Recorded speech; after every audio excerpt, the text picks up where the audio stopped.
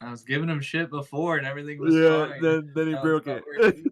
I muted myself because I was making a bunch of noise. Oh, okay, there you go. Gotcha. There you go. What are the feelings on me eating on the podcast because I won't have time to eat dinner tonight or on Just the do it. stream? Cool. Yeah. Yeah. Please. This is a Godzilla review and ASMR, so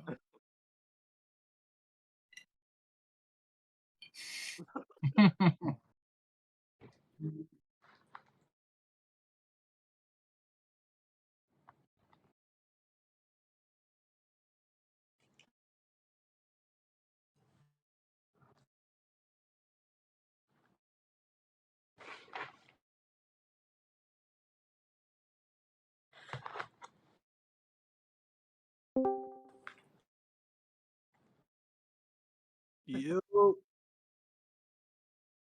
Yes. Oh, Sir. nice. You guys can hear me pretty good? Okay, I actually am using my Yeti today. I decided I'll go full audio setup for this, Nice. just so we don't have any problems. I like I was that. gonna say it is gonna be definitely a cockfest here, but the good thing is, like Ben and James, you guys are gonna be our de facto like knowledge base for Godzilla. Now you can't hear anything. Oh, this is good, dude. Kev, have we started already? Please tell me. Yes, Nice. this is how professional we are. We're so professional. All right, Kev, why don't you get us started? Ben's gonna keep futzing with his stuff. James, glad your audio's working.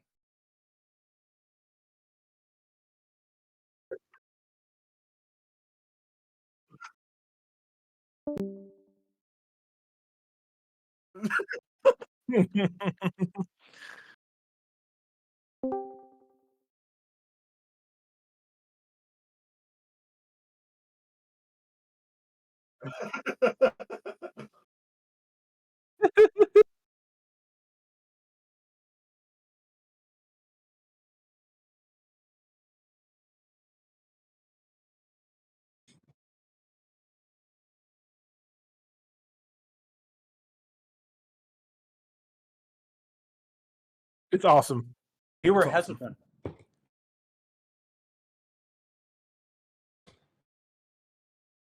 Oh yeah. Yes, thank you. Oh yeah.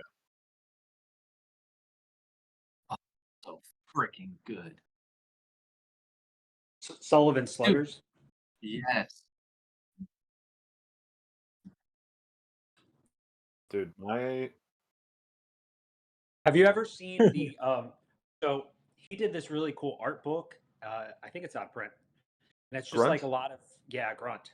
Yeah, I got that. Yep. He has What? he has that he has that Spider-Man like in Nom like page where he was like trying to pitch a story of like a Max comic to Marvel where Spider-Man was like it was Peter Parker in Nom, but he was like full Spider-Man.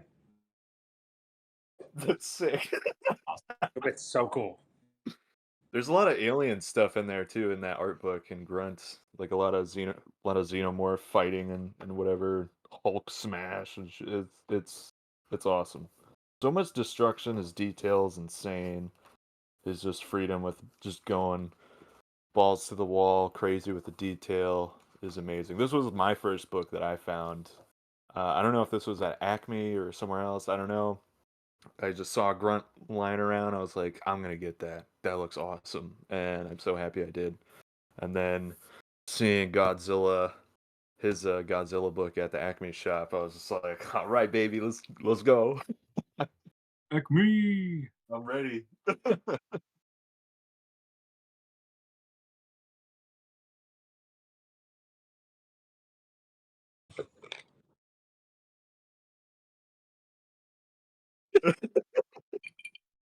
And beautiful stash, I will say, And beautiful on the stash. record. Yo yo. Oh gosh. It's glad to be here, man. It's a good time. It's a good time. Anytime we're talking about Godzilla, you already know it.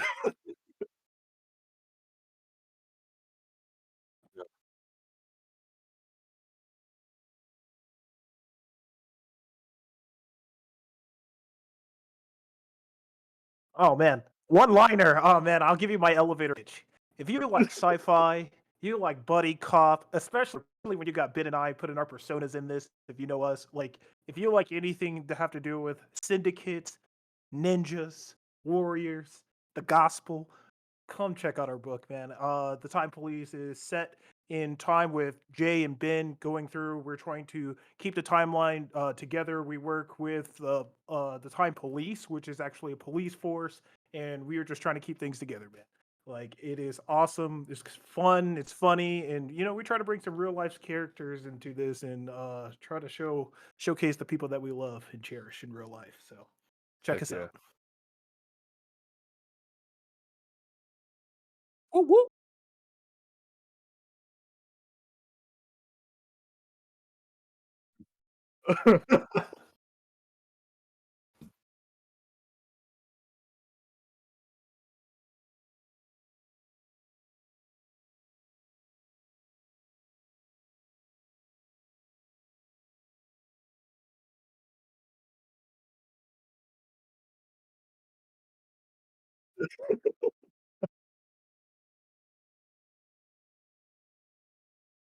Hey Ben, you're mute.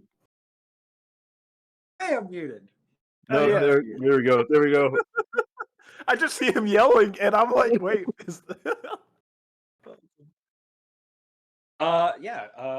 Sam Romsberg and I are self-publishing the Children of the Grave trade paperback because we got tired of waiting. So it'll be available starting here. Hell yeah. Oh Hell yeah. dude. That's what I'm talking about. Congrats, bro. I see why my audio is shit. I fixed it, Brock. Is that better? Children of the fucking Grave. Yeah, it's sick. It's piss. We're also Copy. reprinting Rock and Roll Hell to have at HeroesCon. Don't tell the person that technically owns the rights to it, but Fuck yeah. yeah, and then hopefully we'll have copies of the Dillinger Escape Plan book that we worked on, as well as some new stuff that Sam and I have been working on, as well as whatever. Yeah. Fuck Dude, yeah. hell yeah, man. I wrote a book That'd for be a fun Poison the time. Well. I don't know when that's coming out. Oh yeah? You did? I did. Oh yeah, that's right. Manny drew it. I was gonna ask which I one was the forgot to Manny say- book. Yeah, I drew a few pages in that. Let's see if it ever fucking comes out. Yeah, I haven't heard anything about it, so probably not.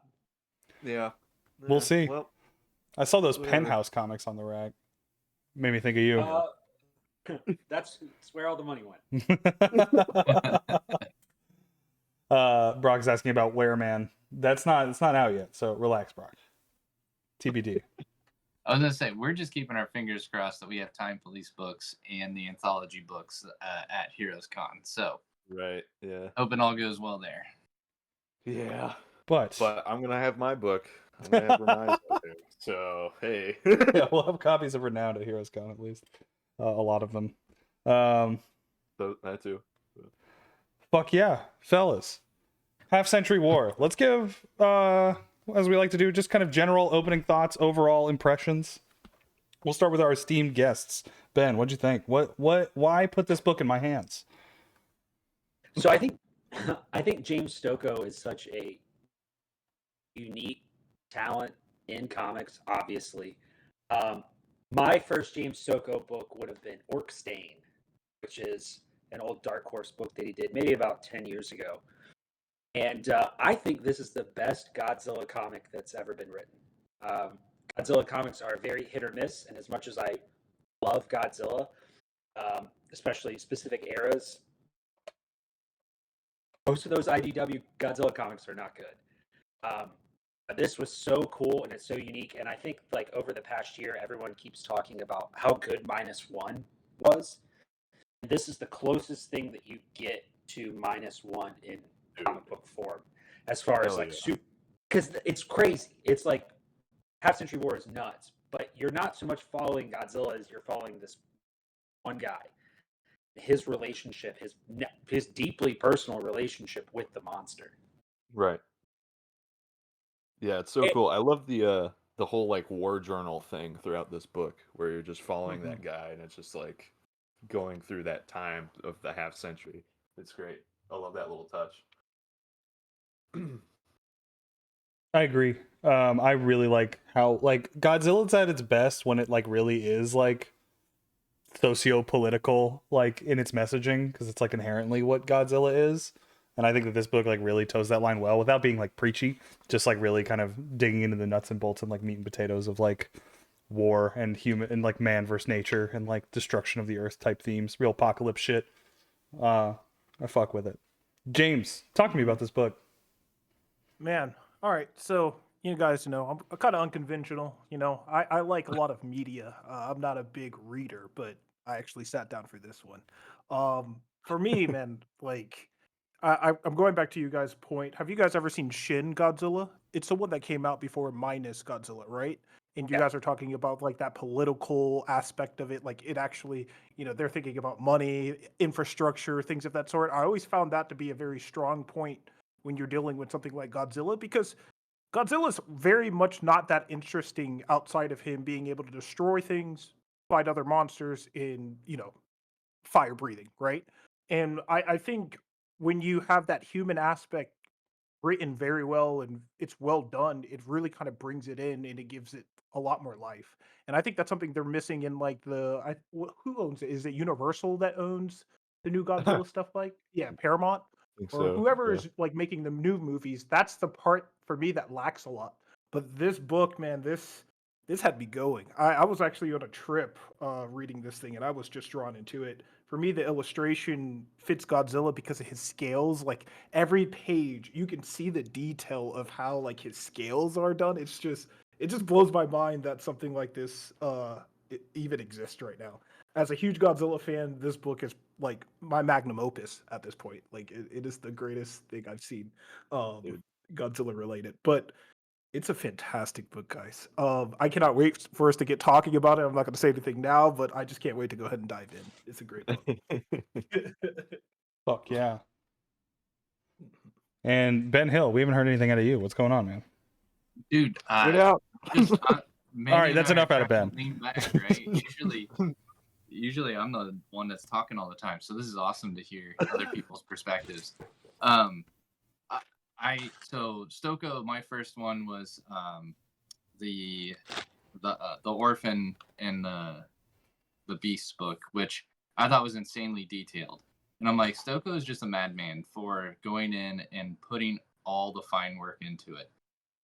Not realizing that once I picked up Godzilla, if you talk about somebody that's just has the insane passion for making things feel gritty, for being able to show scale, because once again, Godzilla, we know he's massive, but having the point of view character being the Ota Kurosawa or Murakami.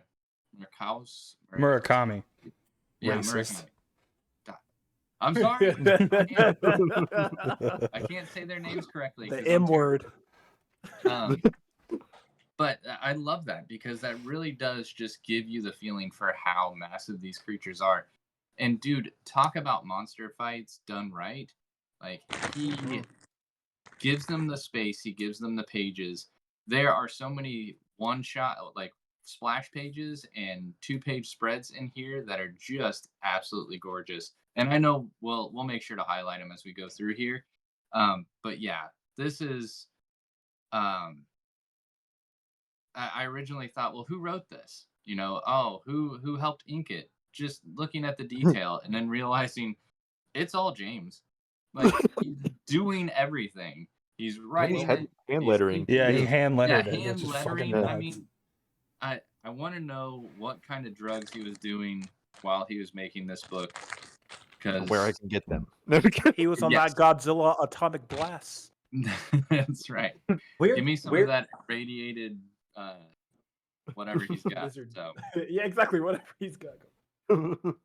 Weirdly enough, James STOKOE does strike me as a drug guy. So He it's might kind be. of the vibe. All right, I gotta look this guy up now. So he's very mysterious. He doesn't do a lot. Like if you can Right. think of like people that draw like this, that have this like completely, except for weirdly, he was like working on like some Tinian Batman stuff which wasn't good, but not his fault. That's James Tynion's fault. He phoned in that Batman stuff He for a did paycheck. Batman. That would be James Tynion? No, Stoko did Batman. You So think- they introduced like a tertiary character called Clown Hunter, and Stoko did a couple issues. Oh my god! Clown If you've got Hunter? copies, I want copies. I'll find it. I'm gonna be stuck on Clown Hunter for a while. That's gonna bother me. Just that name? Yeah, terrible. Come Come on, man. it's out of place in a Batman story. And Batman's a story where you can pretty much do whatever you want. I mean, you know what I mean? Like one of the villains' name is Mr. Freeze, right? Like, come on. I don't know what I you're. want to thank Brock for the recommendation. I mean, apparently you can't get meth anywhere, but you know, I just whatever the meth was that James was using, that's what I'm looking for. So anybody knows? Yeah, I can definitely get psychedelic vibes just from all the noodling and texture in his work. You know what I mean? Yeah, man. I think when Godzilla like stories are firing on all cylinders, it's just enough like human like plot and like just enough Godzilla plot. And I think that those new like Universal ones with like the dude from Friday Night Lights and like Millie Bobby Brown and shit, those are like too seeped in their own like melodrama to like function well as Godzilla stories. But this one is just like one guy who's like, I hate this giant fucking lizard. And then at the end of it, he's like, I think I love this giant fucking lizard. And then he goes out. Yeah, I love when he starts off. He's really pissed, and then at the end, it's like it's a religion to him. He's like, I finally like reached what I needed to reach with this monster. We are one and the same, brothers. Like it's crazy. You know, we got all the hits, you know. We got Mothra and Hedorah and fucking Ghidra Space and all Godzilla. yeah. Yes. Fucking Mecha Godzilla. All of it. Got all of it. I think he brought in all the OG kaijus. I Yeah, don't think he Yeah. and that's what I really enjoyed about this is that he respected Toho and he respected Godzilla's, you know, just his past with all the like I don't really like a lot of the new monsters, right? Like for me, the giant moth, perfect. Ghidorah, classic. Mechagodzilla, you have to have it. Like these are like staples in Godzilla, and he brought them all in, and it made me so happy. Rodan, I mean, Jesus, that Rodan scene for me is just it's bonkers. Whole lot of fun. So I want to ask, I want to direct this to our writers because we got 3 of you guys on here. How did the time skips feel to you? Because I think most of the time when you're looking at telling a narrative story, you know, you're looking to say, well, then this thing happened, which led to this thing, which led to this thing. And I think what is a convenient plot device in this is following Oda around. It's still one character's point of view, so you don't lose that specific character, but these time skips that you get allow you to kind of gloss over like, oh, well, this is when Mothra shows up, this is when, you know, a lot of the big bads. I think the only one we get is what's the king one, the one that has the diamonds all over him? Ghidra. Oh, That- you mean Space Godzilla? Space Godzilla. Yeah. Dude, That's that crazy one. the crystals. Oh, come on, man. His name's Space Godzilla. It came from space, Ben. I'm sorry. But how does that hit as a writer? Do you find that to be, well, you know, James isn't a writer first and foremost, so it just kind of helps him out? Do you find it like a cheap way? Is it just did you find it interesting? What are your thoughts? So My- one thing. Go ahead. Whoever. Oh, I was going to say quickly, my thoughts on that simply, just kind of keep it in context of Godzilla. It felt very normal because if you watch any of the old movies, it's kind of random, you know, like time skips and just random like monsters coming in at some point. Like if you ever seen Godzilla destroy all monsters, or no, wait, is it not destroy all monsters? That's the game. I think it's the Destroy All Final Monsters. Wars. Final Wars. That shit is random. I mean, aliens come out of freaking space. I mean, like, then there's they've been holding, what's his name? Gigan and stuff like that, which is another giant monster. He's a alien monster. Like, it's so random, dude. And like in this book, it actually felt very concise and very linear. And I think I kind of appreciated that as a writer, where it wasn't so overly complex, because Godzilla doesn't need to be overly complex to me. So I enjoyed the writing, me personally. But you know, I wasn't that analytical at first. Probably need to read it a few more times before I'm like, oh yeah, maybe this wasn't as good as I thought it was. So. I have literally no issue with it. You know, kind of like what James was saying is like Godzilla movies are so like ridiculous, and almost if you're familiar enough with them, this honestly gives a little bit more context, because if you're familiar with some of the other kaiju monsters, you're like, oh, I can retroactively place this in time rather than it's just kind of like it's the next movie, the next movie, the next movie. There could be gobbledygook in all of those like word balloons, and it doesn't matter to me because the art is so good. Like that right there, like the Space Godzilla page is fucking nuts.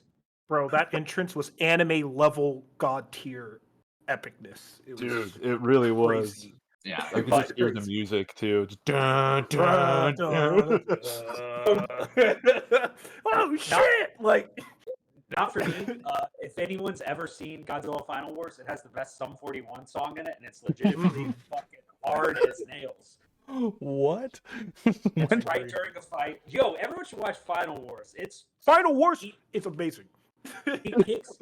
There's a scene that, like, the first time I saw it, where you get the '97 Godzilla and Millennium Toho Godzilla just like beats his ass in like 2 seconds.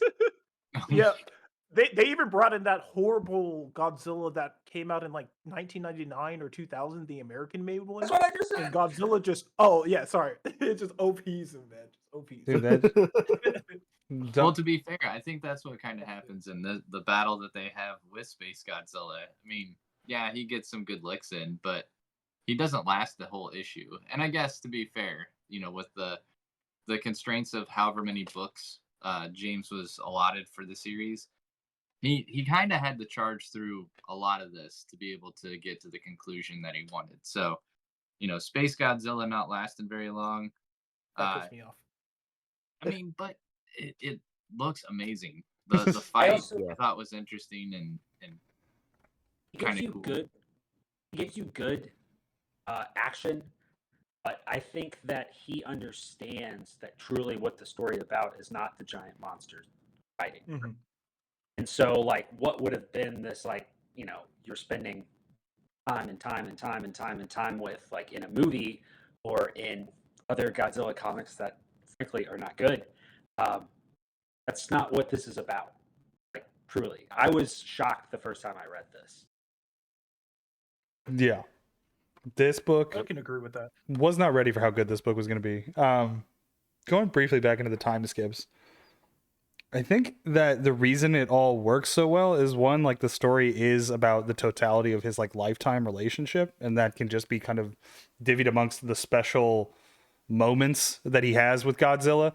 Also, Godzilla only pops in and out of the world. Like, he's not a constant presence. He like fucks back off to the ocean for a while, you know, and then pops back up. And then also, like, the convenient like threading of socio-political conflicts and like geopolitical conflicts, like Nam and Ghana and all that stuff, like, to kind of tie in the Godzilla theme to like the war in Nam and stuff like that, and like how like nuclear armament is like a very comparable, like, analogous sort of structure to like Godzilla. I mean, because Godzilla is literally like, you know, post-atomic monster shit, you know, it's all an allegory for bombing Hiroshima or whatever.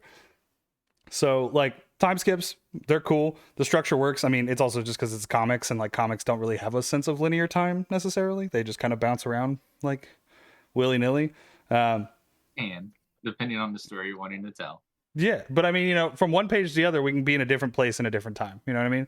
You turn the page and we're fucked off to the future in a different dimension, and then turn back to another page and, you know, we're back on Earth, and then it's fucking Galactus, and then whatever. You know, you just bounce around and do whatever the fuck you want. So yeah, James Stokoe just did whatever the fuck he wanted, and this book was all the better for it. It's amazing. Yeah, I kind of respect the fact that we didn't have to stay in Japan because, you get tired of seeing Japan get leveled. And you always wonder, how do they build it up so fast between Dude, yeah. I was just Which like, is- is this gonna keep happening throughout this whole book, or what? And then I just kept Right. going. I was like, oh shit, this is crazy. Yeah. We're going on a road trip.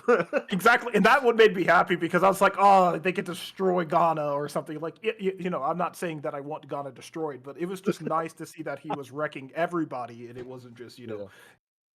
It's Century. it's a world Yeah. thing. Like he can destroy everything in his path. It makes So- sense though. I don't. Do you guys know when this book was written, real quick? Because I'm trying to understand if he wrote this before they started doing like the new Godzilla movies and stuff. Because there's like a lot of parallels in terms of the subject matter that are kind of common, like the psionic transmitter. Like they had that in the King of Monsters movie that released in 2019 with like it was the machine that like kind of calls the kaijus and wakes them up. So that was like a common theme. Interesting. I was gonna say, Ben, do you know off the top of your head? This says 2020. Is that correct? Well, 20 third print. 2013. 2013. 2013. Oh, Yeah, dude, I knew it had been a long time. Wow, Yeah, then they must have took some stuff from here because Yeah, they did. like watching the movie. Yeah, I like it. I actually like that they used the psionic transmitter as like a kind of a plot point to get all these kaiju like coming to these specific locations, right? It very much helped Yeah. with the plot and understanding why these monsters were destroying these cities and things of that sort. So that's something that's been used after the fact that wasn't ever in like previous Godzillas, like anything dating back to the 60s to now. Like Honestly, people trying to weaponize Godzilla to like fuck up countries. That's like an original idea to this book. There's no way that it is, but there's so many movies, and the bulk of what I know from Godzilla is Heisei era series, and then some of the Millennium stuff. There's probably got to be something in like the Millennium era Godzilla stuff that you have weaponized Godzilla. yeah, because Yeah. I mean, they used to have like Monster Island and stuff like that. So like the spider, like Godzilla would fight monsters on his island and things of that sort. But I don't remember this specific plot point for many of them. From like the original movies, back when it was Rubber Suit Godzilla, which is like my favorite version growing up as a Oh, kid. yeah. I still absolutely love just all the old giant set pieces where he got to stomp around and smash stuff. Wasn't he typically drawn to like nuclear power, or I can't remember like what brought him on land other than I sense a monster, I'm gonna go fight a monster, or there's some kind of power source. I don't know. Am I remembering that right, or am I like totally off? I feel like I feel like you're on the right track with that because it sounds familiar to me too. But Yeah, it just like it's so this is one of the few like IPs where it's just so random, right? Like for example, when he fought Space Godzilla, it was because Space Godzilla kidnapped Son of Godzilla, right? Like baby, what is his name? I always Manila. forget. Is it Manila? Thank you. No. No. What has it been? Okay, so Manila, Godzilla Jr. are not the same.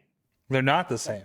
What? They're not the same. He's about to blow my Manila Tell me. was Tell me about it. Tell me about it. Okay, so Manila is another little baby dinosaur that Godzilla kind of takes under his wing, and like the Showa era Godzilla stuff. Godzilla Jr., who is the most handsome boy in the entire world. If you hang on, fuck you guys. I'm gonna bring up a picture. I'm not laughing because I disagree. I'm just I agree with the passion. sentiment. It's just amusing. I'm gonna bring up a picture of Godzilla Jr. and I'm gonna very poorly put it in the phone camera so everyone can see. Yeah. Oh. I need a pet one. It's like Grogu. my son. 1.0. Give me back No, my son. he's not like Grogu. Fuck Grogu. He's a handsome boy. I think Grogu's handsome too. Never mind. He would step on Grogu and kill him. That's fine. He can kill Grogu. I don't care, but they're handsome boys to me. That's fine. I think you bet. Yeah. Disconnect, Ben. Brock, kiss things. Kiss things. Can't curse in front of your wife and kids, Ben. Keep it Life's in the PG. room now. Oh gosh. Yeah, So- all I'm trying to say was that there are very much different plot points in terms of Godzilla's motivation to go fuck shit up. Like, I mean, you got King Ghidorah, right? Like, that's an archenemy type thing, and that's like an invasion from an alien. So I mean, it just really depends on which story, and I guess whoever's directing the movie and where they want to see Godzilla go. But the eating like nuclear stuff is very much like that is Godzilla. You know, you got to eat something. Doesn't he like spew radiation specifically and not like fire? Yeah, it's not fire. Good. Atomic blast. I thought it was like a radioactive blast. So the way that Stoko does the roars, in Fuck this, yeah. Dude, the That's- scream where it's all That- fuzzy. that's- Mm-hmm. yeah. So has anyone done Godzilla in Hell? Oh, dude, yeah, Oh. I have the deluxe edition, so Yeah. it's got that. Can I borrow that? in there. Can you bring that Heroes Con? Because I don't want to pay the money it costs to get everything. I only have the first. Oh, issue. come on. Throw some Damn, money. dude. dude! It's I looked it up. like- It was like $200. No. What? I can Ben, sell someone it send me now. information. What are you talking about? Hook me up, please. So Stoko does the first story of Godzilla in Hell, and there's no words. And if It's we're so talking good. about It's bonkers. if we talk about writing and the way that he writes, there's not a single word, and it is an intense story. Just in that first level of Hell, encountering his demons and giving thoughts and an internal monologue to this beast. And I think that's just really cool, really interesting. Don't have anything to say other than it's cool and interesting, but it is. It's fascinating that he was able to just give depth to, A it's very what one-dimensional creature. Yeah, absolutely. Yeah. And I then mean, the, I the agree. cool thing about it too is like seeing the when he does the lettering when he's falling down, like on these Yes. pages, is Godzilla in Hell, that lettering, and then we see abandon all hope, ye who enter here, and then that's just I immediately go to like Will Eisner with that like type of block lettering, that super 3D stuff, and then he immediately just blows it all down, and it's just so fucking sick. So Riley Till has either a Godzilla in Hell page or a Half Century War page that he got from Stoko in his house, and No way. yeah, dude, and he paid nothing for it. He's also got James Aaron piece too, man. So next time we're all at Riley's house, heist. I'm Heist. Send it out now. gonna steal it. I will say the one thing that aside from just the detail, something that we've talked about between Kev and Manny and I when it comes to just artists and the way that they handle onomatopoeia sound effects within a book. It's surprising to see someone like Trad Moore, who the artwork pretty much speaks for itself. There's very rarely any kind of SFX that he adds to his pages. It's very minimal. Daniel Warren Johnson, the guy can write a book on how to do like the best looking typography just from an SFX standpoint. But that was something I really noticed in this book is I absolutely just to put more of a button on it. He does a great job. Like when things are crazy, when you see Godzilla stomping around early on in the book, when he's using the fire breath for the first time, when there's giant explosions, like there's just so much added in the background from a sound effects standpoint. So you definitely get ingrained in what's going on. Like he leads you through the action, doesn't just leave you to let the action be silent. Like this stuff's going crazy. But I love when Godzilla just gets completely pissed off and lets out that Godzilla roar. Yep. There's no like the lettering is so vibrational. It has so much feeling, so much as a part of that to really show this is that Godzilla like battle cry. I'm gonna mess you up. Like you finally pissed me off. And I love that added touch. It's not, you don't get the scream that goes through it. It is just this blur of additional text, which I'm like, wow, that's a really cool touch that I would have never thought to add from an artistic standpoint.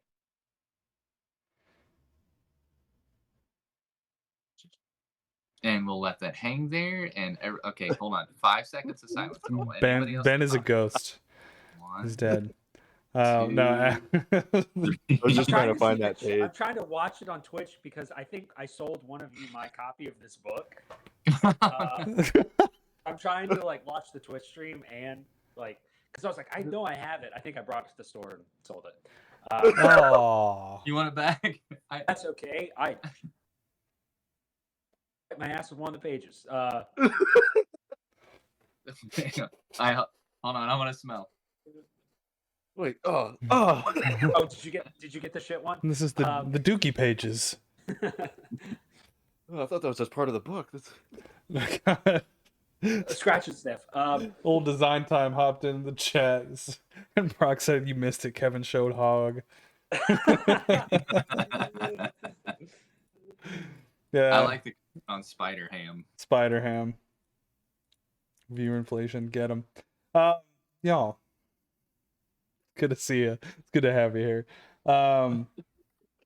Fuck, man, these fights. I just feel like with Godzilla, like they're like any reading into the deeper messaging is like kind of pointless, even though it's always there. It's just like I just like seeing fucking monsters and robots fight each other, and that's the shit. It is the shit. And I will say, Yeah. too, I'm going to add on this artistic point, too, is when we have that tank rolling through the town and Godzilla's, like, coming through, the tank is off the ground. Very cartoony choice. You just feel the speed, right? And they're just going for it. They're like, all right, Godzilla, we're coming for you. And just having fun with that little tank. And then super animated. It's going on one track, twirling around as it's turning around, Godzilla shooting and shit. It's very fun. I mean, you feel the fun on the page, on every single page that James is doing.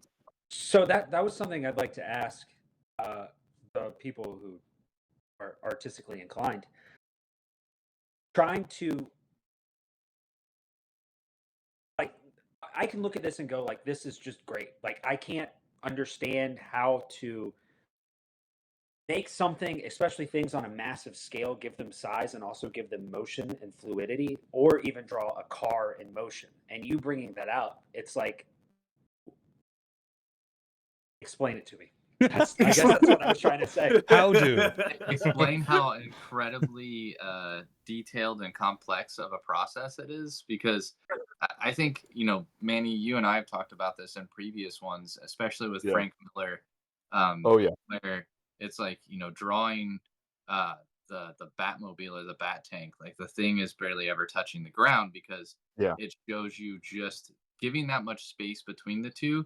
But when you elevate something off of its given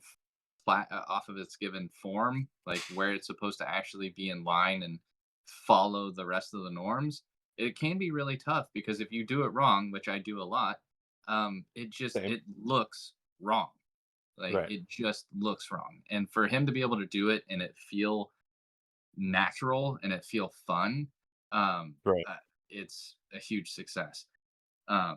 And because when it's not animated and stuff, when it's just like sitting on the ground, it feels kind of stiff. It feels motionless. It feels like it's just standing still, But when you start moving it around, you're putting thought into just like where it's swaying. If this was like an animated Miyazaki movie or Studio Ghibli movie or whatever, you'd feel that car like like bumping on the ground and stuff. When you're driving those old cars and you feel the bumps and you're going all over the place like Ace Ventura in the movie. They like understand that and they draw that, so you get that same sort of feeling when you're reading the book. At least that's how I'm interpreting it. Does that make sense, Ben? Yeah. I was gonna say it's just something I can't even. I'm sorry, Ben. I wasn't speaking for you, but I was just gonna say like I cannot even conceptualize how to begin to understand drawing and illustration. I think that's something that is like it's beyond my comprehension. Yeah, that's But absolutely what it is. Yeah, like I even like when I see Ben drawing the Time Police, and when I see the sketches he sends me and stuff, I'm like, man, I don't even know. It's very hard sometimes to translate words to how Ben perceives it and then draws it. For me, that whole process to me is still baffling to this day, and I envy everyone who can draw in this chat right now. Like honestly, I am very jealous because it is, it's like a superpower, man. Like I do not understand how you guys go from words or just a thought and then put it on a piece of paper and bring it to life and then give it all those types of dimensions. Like it's just crazy. And seeing it in this book too, as someone who's always seen Godzilla moving and seeing him on the screen it's just so enjoyable. Makes me hopeful. Well, Makes me and hopeful. one thing that I just want to touch on, because we talked about this when we were reviewing the Legend of Luther Strode, or no, sorry, Legacy, the last part of Luther Strode. One of the things that Trad was taking a lot of influence from were some French artists and the ability to Oh yeah. show um, one character moving through space, and so you see the same character in this one environment kind of multiple times, showing them actually moving through it. And so I said we would highlight this. So I want to make sure. I mean, Kev, Manny, if you guys can bring up that 2-page spread of the giant Yep. monster fight, Yep. and the fact that it's already insane that you're going to take this amount of space and you're going to show these monsters all duking it out. Everything's doing something intricate and detailed. One of them I think that's, what is that, Rodan, that's smashing into the building, the giant pterodactyl. Yeah, that's Rodan. Yeah. And again, it's James going off, showing every single detail, every rock, every pebble, every shingle of a house. Dude, It's like the it's only crazy. shortcut that he takes, which I'm like, I would have taken way too many shortcuts in this, but like he has the cloud cover in the background. That's the only thing to establish the backdrop itself, which I'm amazed that, like, when you look at it all, that's it.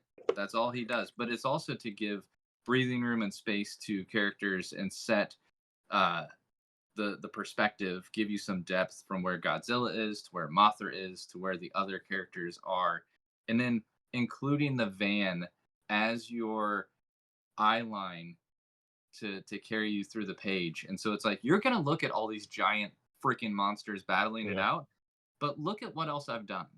Like, pay Right. attention to the other details that I've put on this page, and that's why I'm like, it's brilliant to have that just tiny van traversing to show, number one, the peril that the characters are in, and they're incredibly lucky to get through this situation, but also just to be like, hey, I put a lot of time, thought, and effort into this page, so please enjoy it in its entirety. Dude, it's insane that you can see like every brick like being just thrown off these buildings.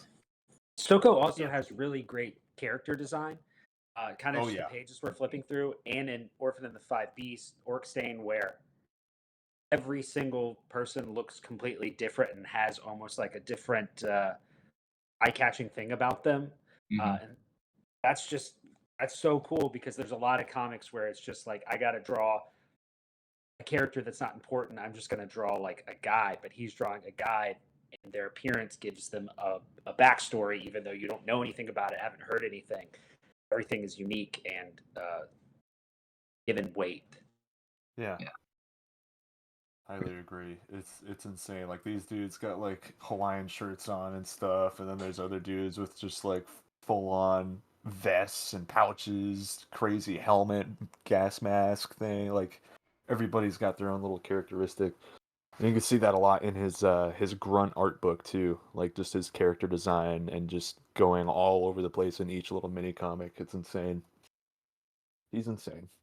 Well, and what I think is awesome to that point, Ben, that you brought up, I mean, you're following two characters primarily through this book. And even then, the time skips allow him to take those characters and show growth of the character itself, whether it's positive or negative.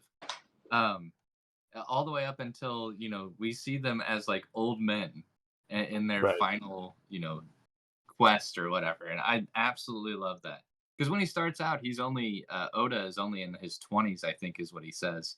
Yeah, At it's the like beginning of the 21, book. 23 or something. Yeah. Yeah, and so you see, this is a lifetime that he spent with Godzilla, which again, character design wise, he is different issue to issue. Yeah. But still feels the same. Correct. Yeah. And same with his boy. What's the homie's name? Oh, dude, I love his homie. I was just trying to look at that while we were going through all this. I also love the white devil bad guy. And like he what was Can I tell you, that was the one confusing thing in this entire book. They constantly reference like American currency and things like that, and I would have thought, when you work with Ota and like all of his, it's God, why do I get the racist lines in all this? Damn it. Anyway, they're using like U.S. currency where they're talking like that's gonna be $20 or wow, you make that much money, and I'm like, well, shouldn't they use whatever the currency is for Japan or wherever they're located? So the answer to that is no, and here's why. The UMF is an international organization, and the US dollar is actually the international like standard in currency. Well, thank you for calling or showing just how blind and bigoted I am. Thank you. That's right. What do they use, Japanese dollars over there? That's like monopoly money, which are called yen. This is why I'm glad we got James and the other Ben on here. So I can shut up now. Well, so he mentioned too that the white devil bad guy was a portmanteau of two bad directors.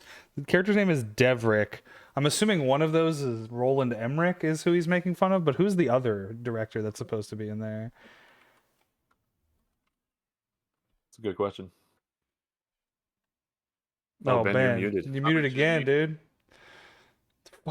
It's because I'm trying to watch the Twitch. Oh, well, the Twitch stream is going to be like about a half minute behind, so yeah. I know. I'd say Roland Emmerich for sure. Yeah, absolutely. The back matter is really cool. I haven't read the back matter in a long time. Oh, it's sick. But Stoko doesn't speak a lot about his work. Like, I don't know of a podcast that he's been on. I was trying to find one, like, because I usually will listen to a creator interview to kind of get like hyped for the stream. I couldn't find anything. Yeah. I like Mysterious Guy. We need more. He's like James Herron, dude. Yeah, James Herron doesn't say shit. Doesn't appear on it, man. But the work just speaks for itself. Well, that's one thing Manny and I were talking about.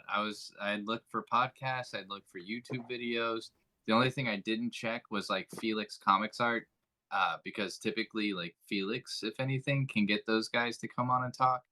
Which I'm hoping that he can get Herron on there sometime to talk about his creative process. Right, he did once a little bit, but we want more. I know. And Chad, you got Chad on there too.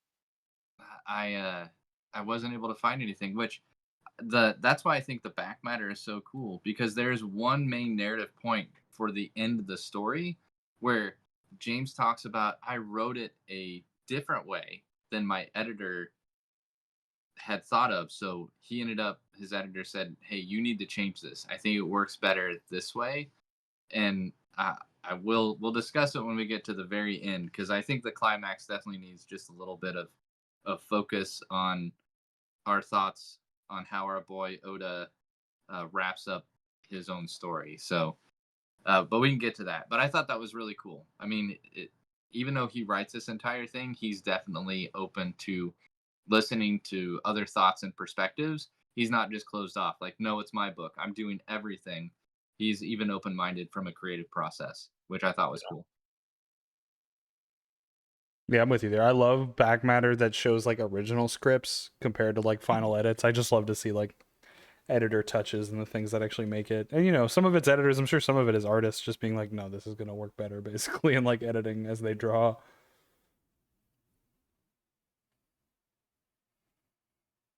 But I don't know. I've also never worked with an editor, so that would be cool. Same. Ben, what's your experience working with editors? Sucks. It sucks. Yeah, it sucks. Name them. No, I'm No, No, I'm it's- not going to do that. yeah, no, you're good. They're not Good, in the good job. stream. They're not. I would assure you, neither of them, or the three, are not in the. You don't know, man. I got far reach, man. There's 6 people in here, so watch what you say. Can you see? Yeah, everybody. I keep wanting to read the chat too, so that's what keeps messing me up. Because we got our homeboys in the chat, so we got Alex and Brock in there. I love They're that these showing are people who have the capability of just hopping into voice chat, but they keep the relationship a bit more parasocial by sticking to the chat, up. which I appreciate. Can I ask you guys a question? Because we talked about Deverich, and that's the one thing that I'm very upset by in this book. Oh, because I the really White Devil wanted- got killed by the Japanese? Did he get killed? And they arrested him. I assume they arrested him, because I don't even see that, right? Does he get Deverich. away? No, he gets like caught and beaten up or something, right? He gets like one punch. We see one punch of him lying on the ground. We see people walking in, and then Space Godzilla shows up. So I don't know what happens when Space Godzilla shows up, but I was hoping that like one of these dudes would just stomp on him, just squish him like a bug. And I did not get my catharsis there. And Manny, Kev, you guys know how I feel about. Do it for All right, Godzilla thanks. Jr. Come on. Thanks, man. That makes me feel happy now. I don't feel so bad. But that They was the one did- thing I was missing. That's a good point. I'm looking at it now. I don't know why. That's how big Godzilla Jr. is? No, they made like a Sofubi vinyl one about this big, and it's like $600. And Oh, Oh my gosh. You know what? It's If so I funny. was gonna write a Godzilla comic, it would be a Godzilla Jr. comic. That's what I would do. what would he do? Would it be him smoking cigarettes at school for the first time? Yeah, it would just be a coming of age. You know what I'm saying? It would just be Lords of Dogtown, but with Godzilla Jr. It should just redo Boyhood. It's a comic that's gonna come out for 13 straight years, and it's just gonna be real time. real time. time.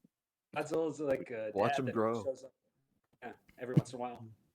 Yeah, I imagine Man, Godzilla like- as a dad is like Eugene Levy in the American Pie movies, where he's just like, "When a man loves a woman, son." Oh, holy shit! Taking him camping for the first time. I'm gonna teach him how to swim.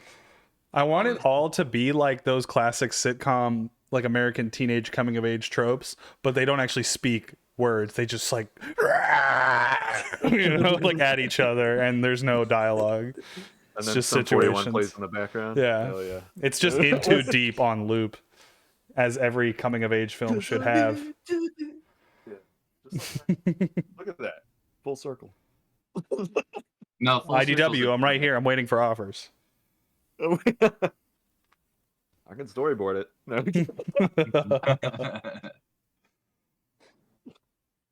I loved the exchange between Ota and his homie about the cigarette in the van. Is That it Kentaro? Is it think he calls Kentaro? Ken. I want to.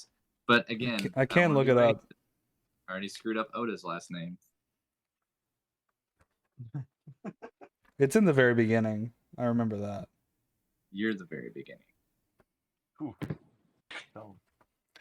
We didn't like dive super hard into it, but like just these first few pages are fucking perfect.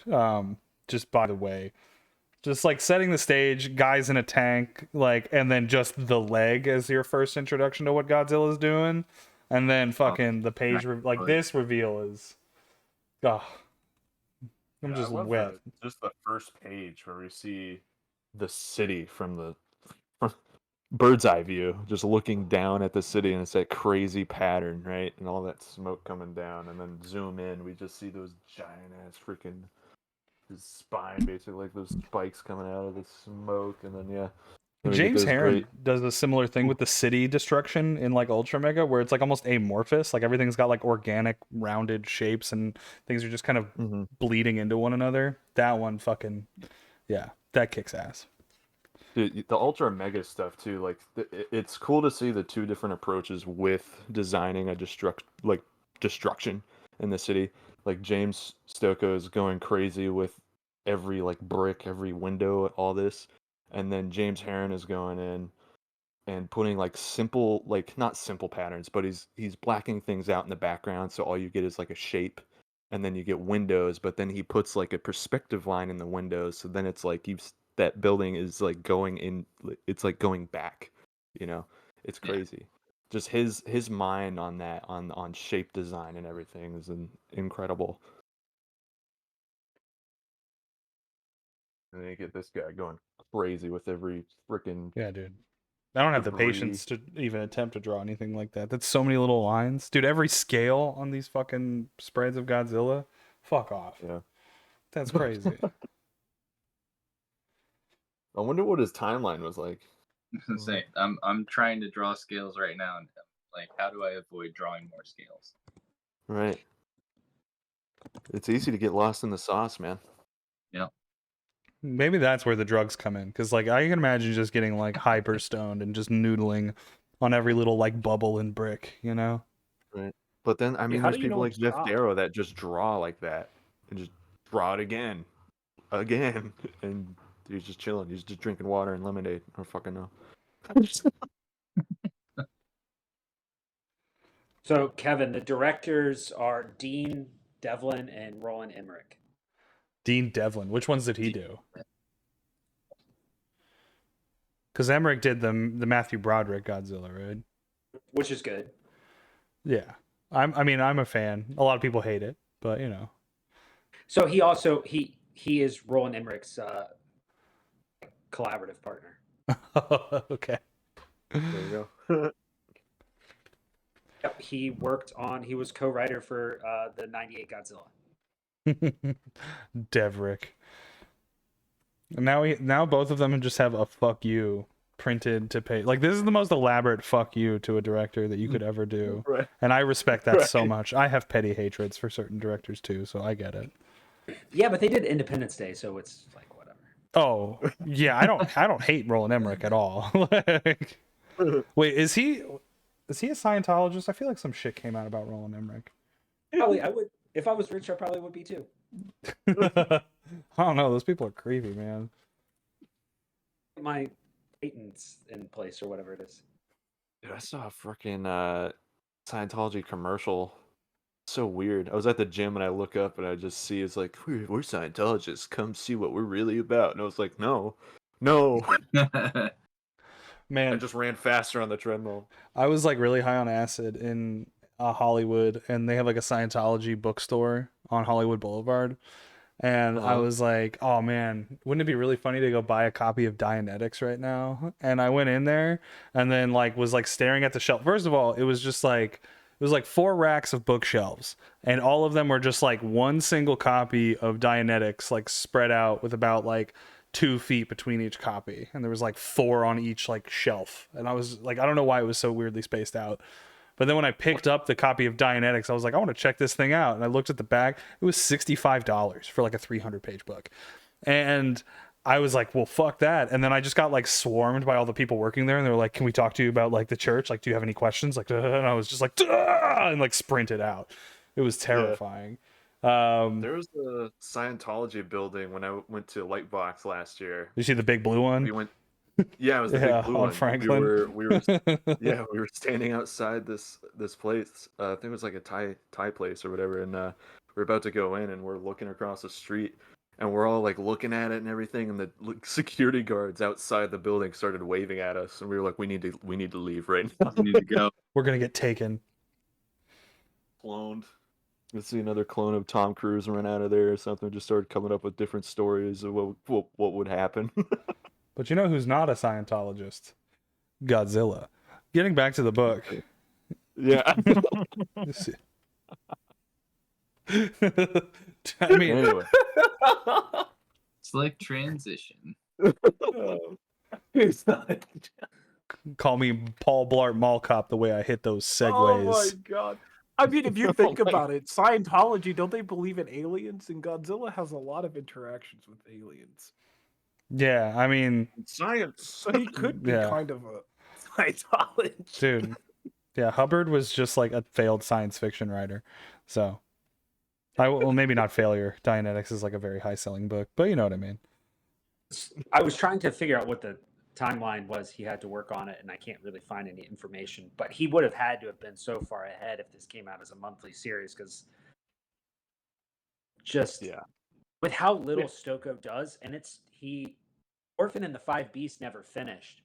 I think it took forever for those issues to come out, and then the rest of it still hasn't been solicited.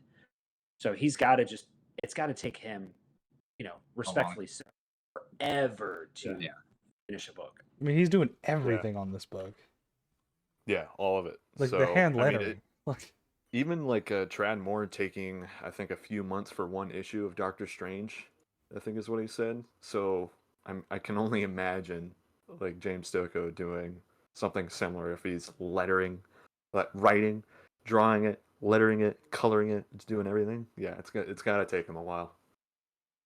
Dude, I mean, when we look at the detail in this book, and then the Orphan and the Five Beasts, like my favorite is that last issue where you have the zombie, like person eater villain that's in there, and the amount of detail and typically you think, well, it's going to be like any um you know look at the old ways that they did all the fight scenes and choreography in old Japanese movies and things like that. That's kind of what this is playing off of. um the detail's insane, so for him to take the time to do all this, I mean, for this book to come out in 2013, I just want to know how long he had been working on it. Because, again, thinking about how long it takes to just put a page together to pencil it is one set amount of time. And then if you're inking it, that's even more time. And then, as you said, Manny, like he's hand lettering it. Yeah. So now add just another like 5 or 6 hours of work for hand lettering. I mean, each one of these pages is days. Yeah. Or it would be for me. Like I Yeah, can't speak same. for him. I don't know how fast he works, but I mean, his pencils aren't even, they're not loose, too. Like, his pencils are insanely detailed. I know looking at some of the back matter in this book and looking at some penciled stuff, I was like, geez, man, you're drawing it twice? That's insane. right, Holy shit. right. Which I guess is good from an artistic perspective for pencils to be that tight, because Right, then you're yeah. not guessing, right? You True. have it laid out, this is the way I want it to be. So that way, when you go into the inking phase, there's not a lot of, well, I think I'm just going to add this flare. I think I'm just going to do this. It's no, I know what I'm inking. So I guess from that standpoint, it's nice.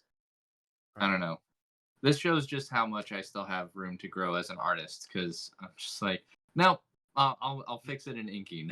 I'll clean it up in inking. It'll have so much detail once I get Right. done. I don't know, man. Like me drawing, like penciling super tight and then inking, the same thing Super over tight. again. I just, Yeah. right. It just takes so much energy out. I started to pull back a little bit on those pencils. I know with the Carl book, I did a lot of just simplicity with like a lot of the humanoid shapes and everything. So that was a little test on getting a little looser with it. And then I was like, oh, a lot of the drawing happens in the inking stage for me. I'll put those basic forms down and then ink on top of it. And like doing something like this, I think I'd be pulling my hair out. Yeah, exactly. I'm a lazy artist, I guess. I don't know. yeah, this book fucking rocks. One thing, kind of zooming back a little bit, one thing I love about this book is its pacing, and we kind of touched on it earlier on, but I love that it naturally escalates to like just Godzilla, and then it's Godzilla versus James. Who's the spiny boy? Oh, wait, sorry. I've been lost, guys. Oh, who you asking about? The spiny boy. Oh, Angerus. That's Angerus. Yeah, is that the one he fought at the beginning of the book yeah. where they dropped the Yeah, bombs? in that's Nam. fingers. Yeah. So you start with just Godzilla, then it's Godzilla vs. Anguirus, and then you have like the 8 kaiju coming in with like Mothra and Hedorah and Rodan. I love that it gets bigger and bigger, and then it's like then we got Space Godzilla as like a final boss, and then or not the final boss, but your first area boss, and then the final boss being fucking King Ghidorah. King. Yeah. I'm kind of sad that like I want to Destroya so bad. I want to see him again so bad. I know it has So to do with like Destroya- what characters they like, what creatures they actually had the rights to with IDW and Toho. Oh, I see.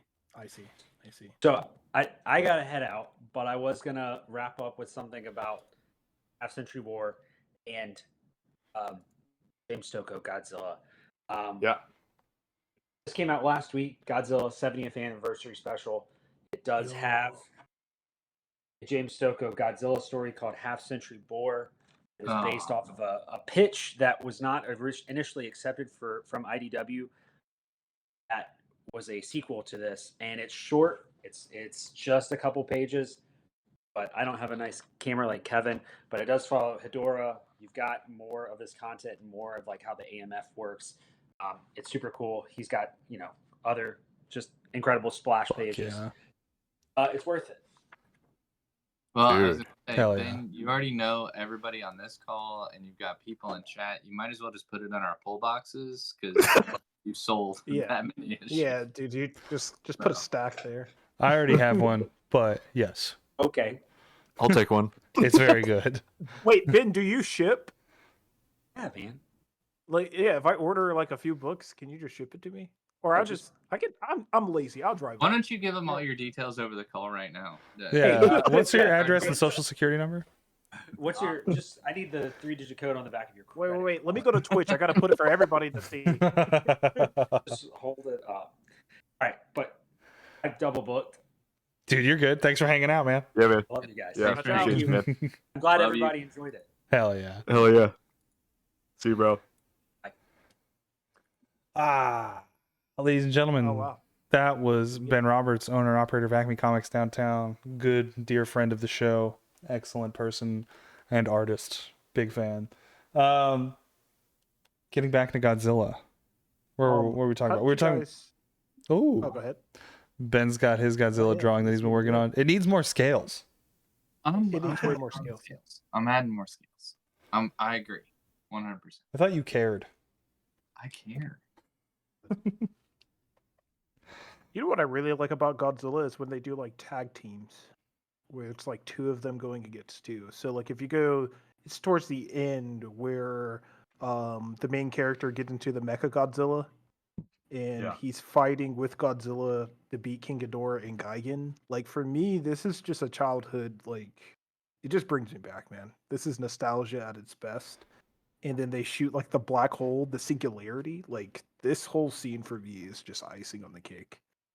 And I like how this is what leads up to Godzilla Goes to Hell.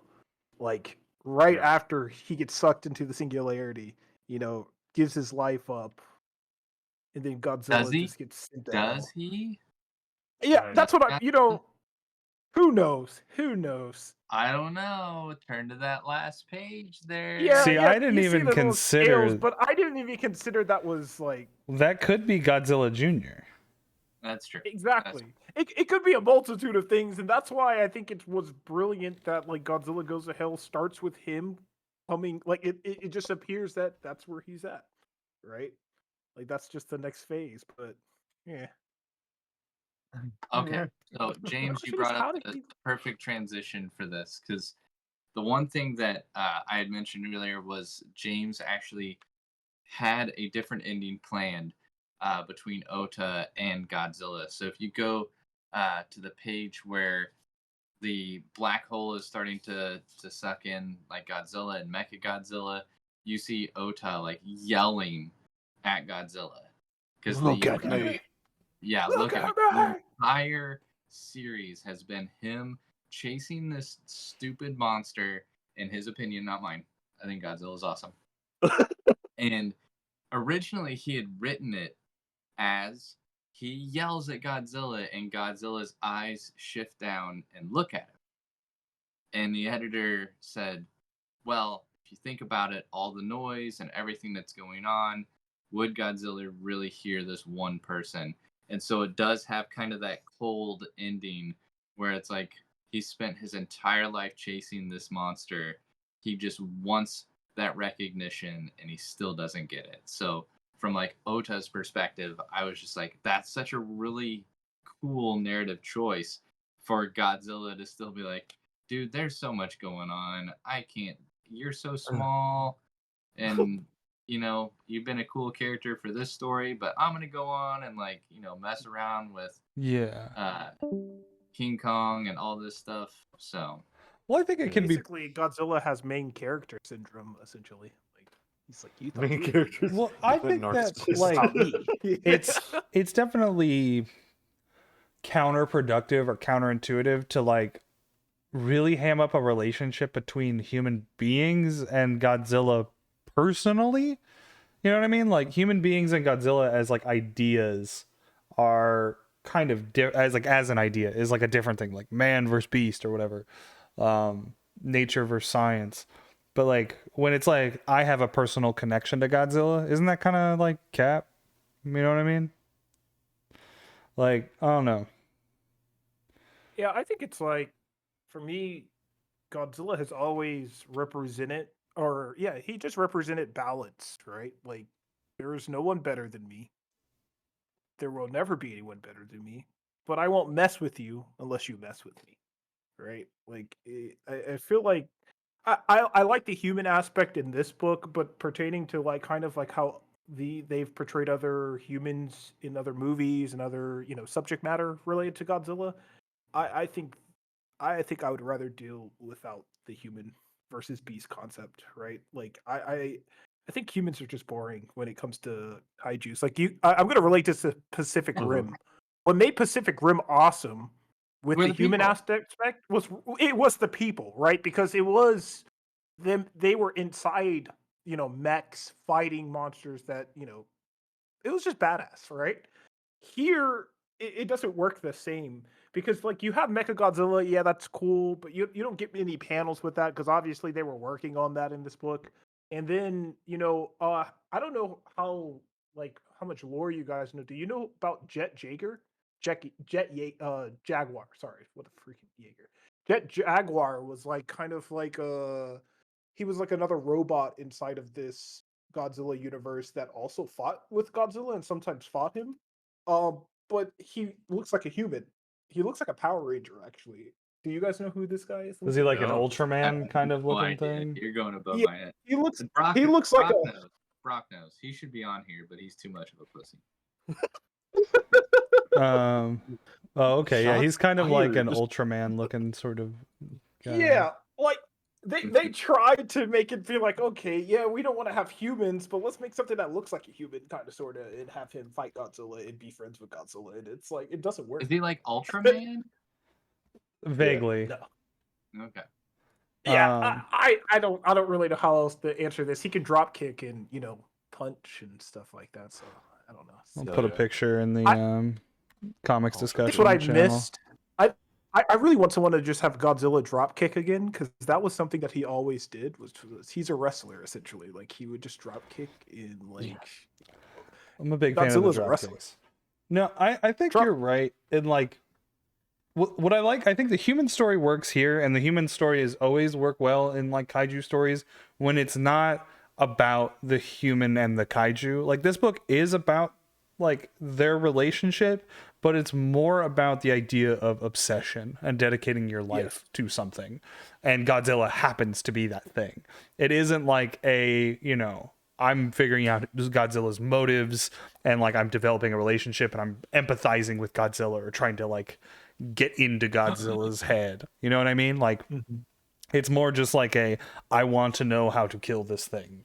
And like, and he just completely like spirals into that. But it's more like of Godzilla's tie to like all of the other kind of socio-political things we've mentioned, like nuclear armament and destroying the world and like fighting wars and stuff like that. I can definitely agree.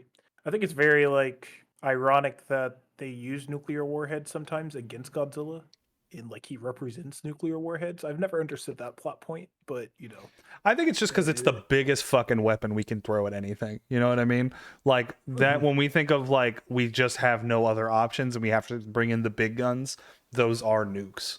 it's the last deterrent. Yeah. Which is weird because like not to pull the actually, but like our biggest nuclear weapons aren't even like on the bombs that dropped on Nagasaki. Like they're hydrogen bombs. So they're nuclear powered, but they don't cause like the radiated fallout that we imagine from, you know, fallout, right? Fallout, yeah. So, but I mean, yeah. This is a joke I used to tell on stage. It was basically like, of course, bombing Nagasaki and Hiroshima was a net negative for the world. And of course, like the atrocities committed by the United States in World War II are like almost unforgivable in like their scope. But if we never dropped the bombs on Japan, we would never have Evangelion hentai. And so you have to weigh the pros and cons. I thought we would never have had Godzilla. It starts with Godzilla. It spawns the kaiju genre, right? but then, you know, all of cyberpunk, like, you know, aesthetics, all of like mechas, like all of that. And I'm a huge mecha fan, so I really have to weigh the pros and cons. Hundreds of thousands of people dying. We got anime, you know? Is it worth it? You know? Yeah. Now we've got These are the yaoi on questions. DeviantArt. You know what I mean? Yeah. Hindsight view, man. Hindsight. Oh man. But anyway, I digress. Yeah, just to sum up, man. I really, if Godzilla, let's just not even say Godzilla, if kaijus are well in play with, you know, the regular folk out there where everyone's loving it, I really hope that we get more stories like this going forward. I hope that we can honestly suck this IP dry, because I don't think I can go another almost 20 years without Godzilla or any of this again. Right? I think between the Godzilla, or we call it G14, but between G14 and I think Godzilla Final Wars, or whichever one was the last Godzilla movie made in Japan, I think it was like 15 years or something like that, right? I hope we can get as much content as possible out right now. I want it to be overwhelming. I want it to be like I want to feel how I feel about like video games right now, whereas like I don't think I'll ever be able to finish all of this shit, right? Because it is just such good subject matter that, you know, you could do virtually anything with. And I'm on the fence real quick. I'm gonna say this, and I hope no one kills me. I hate King Kong. Sorry, Kong, because he's not king yet. He's not king I'm a big yet. Kong guy. He's just Kong. Yeah, they haven't called him King Kong yet. But like, I really hate that they use him in the current movies, because I only go for Godzilla, and I bet you 90% of viewers go just to see Godzilla, not to see Kong. Well, it reminds me of like the old like Marvel vs. DC stuff where, oh, if Superman lands too many punches, then my guy's a bitch, so we're not doing that. Everyone has to land the same amount of punches, kind of thing. It's just like, dude, I don't care. I like Godzilla more. I like Godzilla more. And if you saw this movie, he was on there for maybe 20 minutes, maybe 25, and Kong had literally he had more screen time than the humans, which is absurd to me. Which is absurd. If you have not seen it, he has more screen time than any other character in the entire movie. Like, this isn't Godzilla versus Kong, the newest one? No, this is Godzilla. This is the new Empire movie that just released. Right? I think Godzilla versus Kong they pretty much shared the same amount of time on screen, because they were both in the scenes together, essentially. Most of the scenes they were shown in were together for the most part, right? Except for like a select few. But this new one, Godzilla is like he had his own shit going on in the movie, and they barely had him in there until like pretty much the end of the movie. So Brock said, "Boo, no Monka, only Lizard." Lizard's in the chat. Let me see him. James, the reason for that, the reason they didn't have more Godzilla is honestly he didn't go to more acting classes and put in the work. Yeah. So I mean, if he Right. would have just put in the same amount of work as Look, Kong, honestly, like Godzilla's uncle was a producer on the movie, and like we hate to talk about the nepotism, but you know, he put up a lot of money to give him the screen time. Godzilla's kind of a fading IP right now. You know, He's U.S. a little and foreigners, washed. right? U.S. and foreigners. Godzilla's from Japan. Kong is from what? We can just say he's Skull American, right? Island. 'Cause It's... Oh yeah, he's from one of the islands that's Hawaii, the right? We just U.S. kinda take them with the Hawaiian Islands, so. You know how the U.S. feels about conquering in islands, especially taking Japanese islands. If you think about it, Hawaii was a Japanese island at one point. I just Hawaiian was a Hawaiian island. Exactly. Oh yeah, that's true. Interesting. I hate Kong. I'm just gonna go back to it, and I'm glad he wasn't in this book. Thank God for that. Well, it may also be the fact that Godzilla has like 15 other, avenues to bring product to the screen with like -1 and everything else that they're doing. So like, Godzilla's gonna have plenty of screen time over there. We might as well let Kong just enjoy a little bit of the spotlight over here. Yeah, I think what bothers me the most is when they try to make the monsters more human. And I think that's what bothered me too about Kong is that he's becoming more. He's just he can do sign language. The only thing he can't do is just speak. And I'm just waiting for him to be like Caesar from Planet of the Apes. Yeah, but and those just go, Planet of the Apes movies are so fucking sick. Have you seen the newest one? Not Kingdom, no. Oh, just sorry. wait until they have the Godzilla Planet of the Apes crossover. Dude, they'll do a Godzilla versus Transformers. Just wait for it. Dude, I would be so into that. With Vin Diesel. Optimus going roll out. Yeah, it's actually a Fast and Furious movie. Yeah. That's what I want to happen. You I've see been wanting Doug this so Emily? much. He like fist pumps Godzilla and he's like family. It's for family. Fast then and Optimus Furious Prime. 27, Godzilla versus Kong versus Transformers. You can see him driving his charger off of the tail of Godzilla. He starts from the head, goes down his back. Yeah. Heck yeah. Heck yeah. What's up, Ben? Ben's back in. Ben's back. Ben's back. What's up, buddy? Or not. Did he pocket dial himself back in? Yeah, I think at that's this the point. second or third time he's done it. So. Yeah. Technology sucks. He'll figure it out. But I just have to say this right now. I've been I've had some very interesting thoughts during our talk here, and they may have kind of made me seem a little bit more closed-minded. I'm gonna say I think Kong's better than Godzilla. Just gonna say it. So Ben, we're done working together. The thing is like, my opinion of apes is apes' opinion of apes, which is that apes together strong. One Kong less interesting. Multiple apes very interesting. more Kong. Yeah. Have you seen the new movie? Not Kingdom. I've seen the other like new trilogy, but I haven't seen the I newest think you one need to that just watch. come out. I think you need to watch New Empire ASAP after that comment.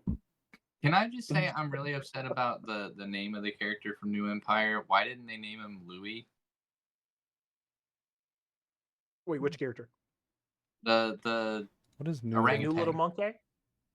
The orangutan. Why didn't they name the orangutan Louis? I have no idea. What? Why didn't they name him Dunstan? Is that what they named him? Was Dunstan? No, but they should have. Like No. Dunstan checks in. Oh, see, I was going. Y'all didn't see that movie? No, his name is Scar King. Oh, what about Clyde? Going to what was the movie with Clint Eastwood and the monkey? Right Turn Clyde. You would just punch the person. No. Clint Eastwood and Monkey. I wonder how this is Godzilla, Kong, the New Empire. When the fuck did this even come out? Like I was scared to type that in just now. Like it's like every which way but loose. There you Oh yeah, I know what Okay. you're talking about. Sorry, I was scared to type that in. I thought I was going to get some very explicit porn. Like I was gonna say with your search terms, I was worried as well. I literally put Clint Eastwood and Monkey. Yeah. Yeah, you were gonna find something that he said at some political conference. Yeah, I was like, because I actually like Clint Eastwood, and I just didn't want it to be something racist. And I'm like, oh man, now we got a Clint Mel Eastwood at the Gibson. end. We have a Mel Gibson issue again. Like, That's great. Clint Eastwood at the NRA. oh my god. It's halftime, America.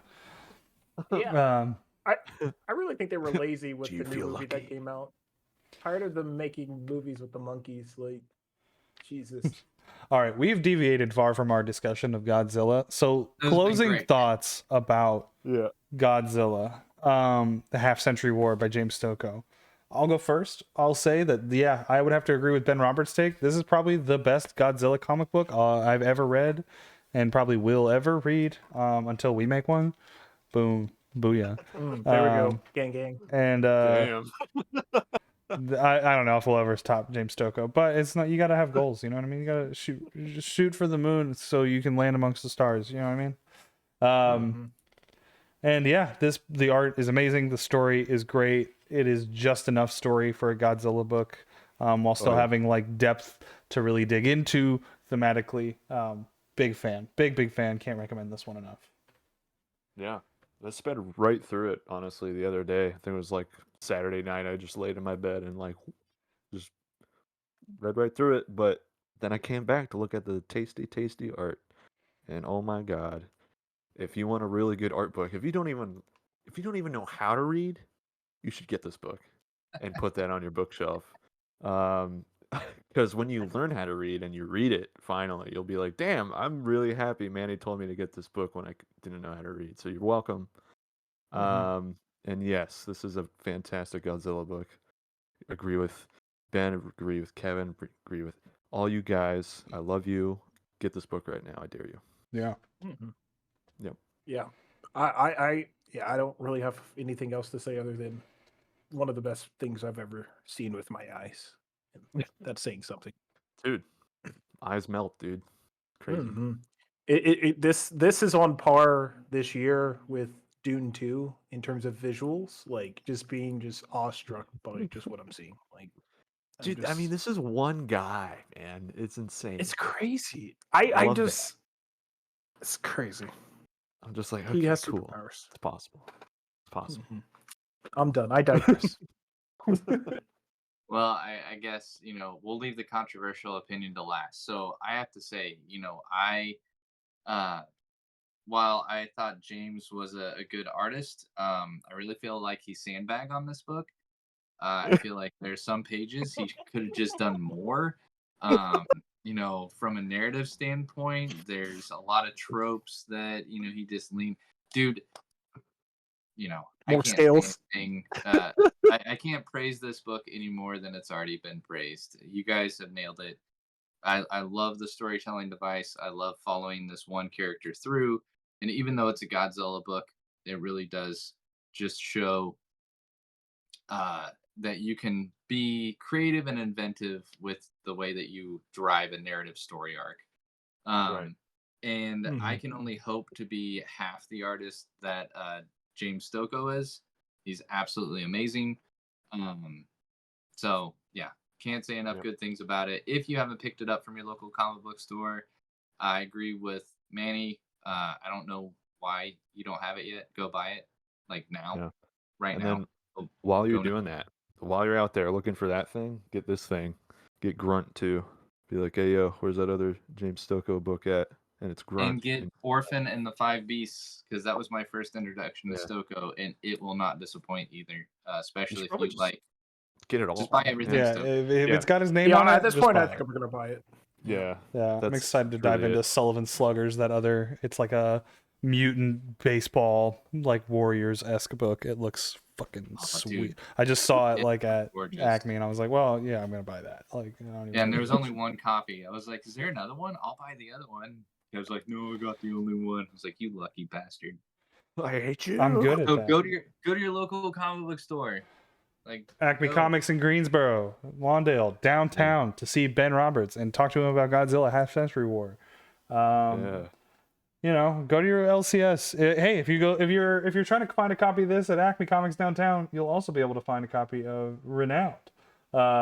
Kevin and Manny made this. That's me. That's Manny. Check it out. It's a fun time.